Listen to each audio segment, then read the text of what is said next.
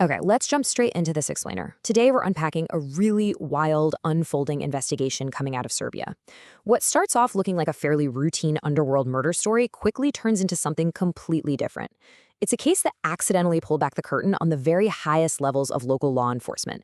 We're looking at a scenario where the line between the criminals and the investigators basically just vanishes. So we're going to break down exactly how this happened and the crazy evidence that's been uncovered so far.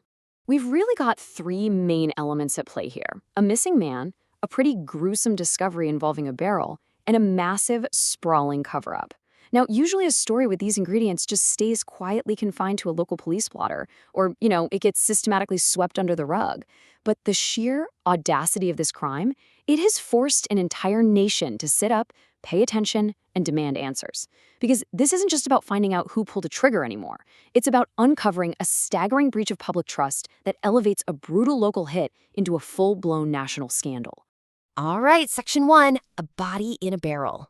So, the guy at the absolute center of this investigation is Aleksandar Nesovic. He operated under the alias Baja. Now, according to the reports, Baja was a well-known figure with some pretty deep ties to the criminal underworld.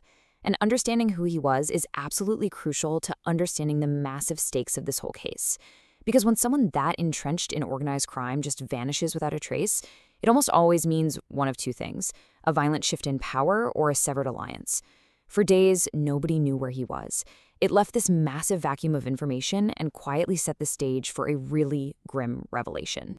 The timeline of Baja's final days is honestly a study in cold, deliberate calculation. It kicks off with his sudden disappearance. Then, authorities managed to pin his last known whereabouts to a specific night at a place in Belgrade called Restaurant 27. From there, the narrative jumps to a pretty horrific conclusion. His body is eventually found buried inside a barrel in the town of Inđija. That is a full 25 miles away from the restaurant. I mean, just think about the sheer logistics of that for a second. Moving a body in a barrel across 25 miles of Serbian roads, that requires heavy lifting, transportation, serious coordination, and above all, a crystal clear, premeditated intent to just permanently erase someone. It's a dark journey, and it definitely doesn't happen by accident. Moving right along to Section 2, the treacherous meeting. The events that actually went down at Restaurant 27 represent this fascinating, lethal psychological dynamic. Prosecutors are saying this meeting was originally set up to settle some ongoing disputes. A classic underworld sit-down meant to hammer out a peace agreement between Baja and two other guys. But sitting down to break bread quickly turned into a fatal trap. Instead of resolving things, a massive argument blew up and instantly escalated into deadly gunfire. Investigators are deliberately calling this a treacherous killing. It wasn't some random mugging gone wrong. It was a highly calculated betrayal, executed right at the very table where a truce was supposed to be signed. Which brings us to Section 3, the police chief connection. Now, up to this exact moment, you could totally argue we're just looking at a standard, albeit tragic, gangland hit. But here is exactly where the narrative fractures and turns into a massive crisis of institutional integrity. Veselin Milic isn't just some beat cop on the street. He is the former top police official in Belgrade. The guy literally commanded the force. He directed the city's investigations. And now, he, along with several of his personal bodyguards, is accused of actively helping the murder suspects after the fact. When the very architect of your city's law enforcement is implicated in a cover-up, the whole system is suddenly compromised. Investigators have taken a really definitive and, frankly, staggering stance on this.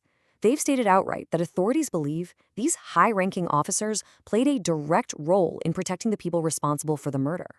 Just consider the terrifying irony there. The individuals whose literal salaries are paid by taxpayers to uphold the law, secure crime scenes, and protect the public are the exact same people suspected of shielding the killers from justice. It completely flips the script on what we expect from law enforcement. It kind of forces you to wonder, if your life is in danger and you call the cops, what do you do if the cops are working for the predators? Let's look at Section 4, the expanding investigation. Because of the really high-level targets involved here, they've had to cast an incredibly wide net. Right now, at least 10 people are under intense scrutiny. This list includes the triggerman, the former police chief, his protective detail, and even the owner of the restaurant where the whole fatal meeting happened. And to unravel a cover-up of this size, they aren't just looking for a stray fingerprint. They are hunting down a massive digital footprint. They've seized dozens of mobile phones, laptops, and vehicles. Because when top-tier officials orchestrate a cover-up, it's highly logistical, right? It involves encrypted apps, wiped servers, perfectly coordinated alibis. So investigators are essentially trying to reverse engineer all those communications to prove exactly who knew what and when they knew it. Meanwhile, if you want to build an airtight case against these guys, it requires absolute legal and scientific perfection. For the victim found in India, officials have already confirmed a visual match based on the clothes he was wearing. But when you are preparing to potentially prosecute a former chief of police, assumptions are a huge liability. A visual match just isn't going to cut it. The defense will have access to the best lawyers money can buy, and they will ruthlessly exploit any tiny loophole. That is exactly why complex scientific DNA tests are happening right now. The prosecution absolutely needs unassailable biological proof of identity to make sure the foundation of their case is completely bulletproof. Finally, Section 5, Corruption and National Outrage. The fallout from this murder has totally bypassed local jurisdictions and triggered a full-on national crisis. President Aleksandar Vučić actually had to step in directly to address the soaring public outrage. He publicly vowed that any police officers involved in protecting criminals will be unceremoniously yanked from their positions. This kind of intervention tells you everything you need to know. When a head of state has to personally guarantee the integrity of a homicide investigation, it means the public's trust in their local institutions has just completely collapsed. And we're already seeing the swift action follow.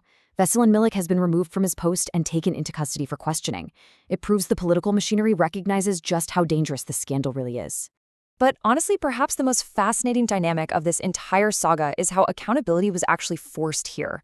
Reports strongly suggest that official law enforcement was basically paralyzed until the really grim details of the murder and the cover-up started leaking like wildfire across media and social networks.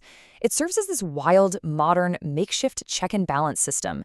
If official institutions fail, or if they actively try to bury the truth, the digital age allows that information to just bypass the gatekeepers completely. It forces transparency. The internet basically acted as a giant decentralized whistleblower, backing corrupt figures into a corner and compelling the state to act when it might have otherwise preferred to just look the other way. So as we wrap up this explainer and the investigation keeps unfolding, we're left grappling with some pretty heavy realities. What really are the true dangerous ties between law enforcement and organized crime? When the boundary between the people who uphold the law and the people who break it just disappears, society itself is left totally unprotected. This whole situation is a really profound reminder of why we constantly need absolute transparency and vigilance. As new facts inevitably come to light, we've got to keep asking ourselves, just how deep do these systemic roots really go?